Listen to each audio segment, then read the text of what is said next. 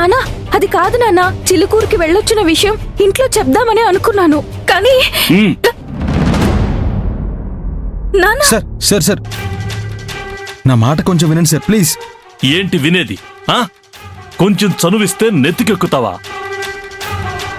అసలు నీలాంటి వాళ్ళనందరినీ ఇంట్లోకి రానివ్వడం నేను చేసిన పెద్ద తప్పు.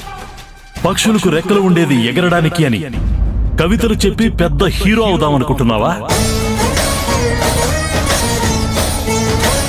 నాకు తెలుసు, అమ్మాయిలను పడేయడం, తల్లిదండ్రులనేమో విలన్స్ గా చూపించడం, ఆ తర్వాత ఆ అమ్మాయిని వదిలేసి ఇంకొక అమ్మాయితో, అంతేగా?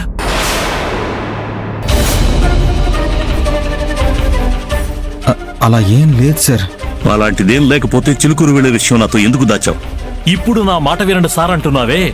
వెళ్లక ముందు నిజాయితీ పరుడు అయ్యుంటే నాతో పర్మిషన్ తీసుకుని వెళ్ళిండొచ్చుగా.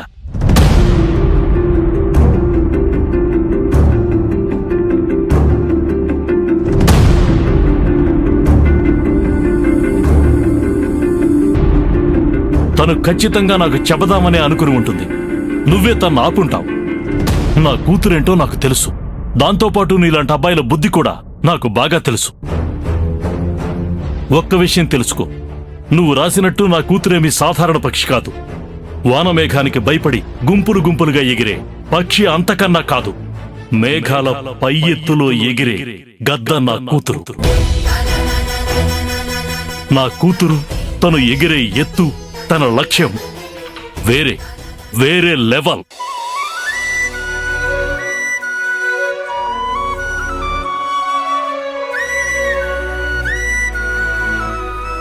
అది తన లక్ష్యం కూడా అయ్యుండాలని నేను కూడా చెప్పాను.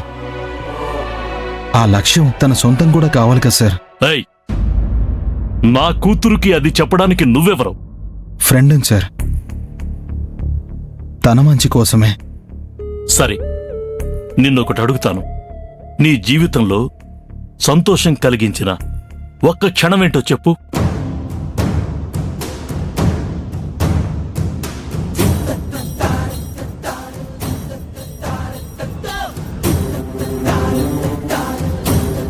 చెప్పు.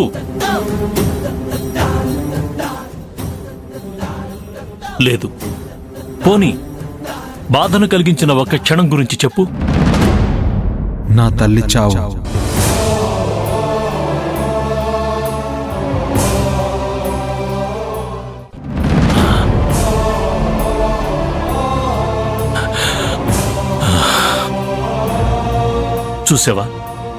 చూసావా? నీ జీవితంలో సంతోషాన్నిచ్చిన క్షణం గురించి చెప్పు అంటే చెప్పలేకపోయావు. అదే బాధను కలిగించిన క్షణాల గురించి చెప్పమంటే మాత్రం టక్కన చెప్పేశావు. ఎందుకంటే నీ జీవితంలో సంతోషం అనేది లేదు. అలాంటివి నీ ఆలోచనలు. నువ్వు నా కూతురు ఫ్రెండవా?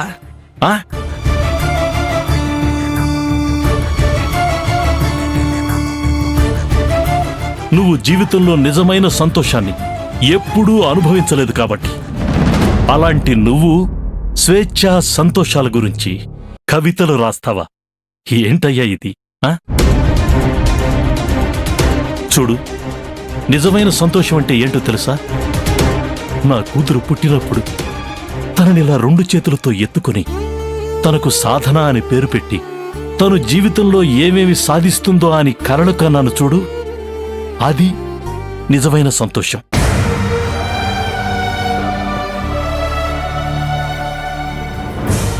తను 8వ తరగతి చదువుతున్నప్పుడు పరిగెత్తుకుంటూ వచ్చి నానా నాకు ఫస్ట్ ర్యాంక్ వచ్చింది అని చెప్పింది చూడు, అప్పుడు నేను అనుభవించింది నిజమైన సంతోషం.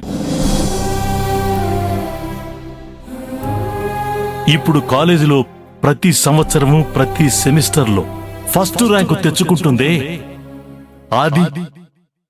అది నిజమైన సంతోషం అంటే.